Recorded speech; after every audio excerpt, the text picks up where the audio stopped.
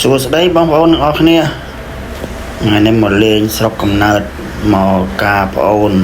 ហើយឃ្លាតមកក្រោយផ្ទះការដាំស្វាយខ្ញុំដាំជាង20ឆ្នាំមុនហ្នឹងស្វាយហ្នឹងកាលខ្ញុំដាំហ្នឹង10ឆ្នាំ20ឆ្នាំហើយឥឡូវផ្លែធំដែរស្វាយហើយអត់មានណាហូបទេស្វាយហ្នឹងជ្រុះពេញដីហ្នឹងក្របដីហ្នឹងក្របដើមហ្នឹងគោស៊ីពេញហ្នឹងអត់មានណាហូបទេស្វាយដល់ពេលសបោយកមានណាហូបទេពេលអត់សបោវិញទៅដើមនេះហូប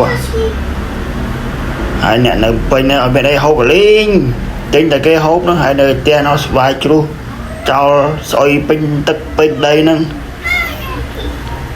ផ្លែល្អមកអូនស្វាយអត់មានគីមីអត់មានអីទេដាំតែធម្មជាតិហ្នឹងផ្លែតែខ្លួនឯងហ្នឹងមិនដែលមានណាថែមានណាអីទេហើយផ្លែពេញហ្នឹង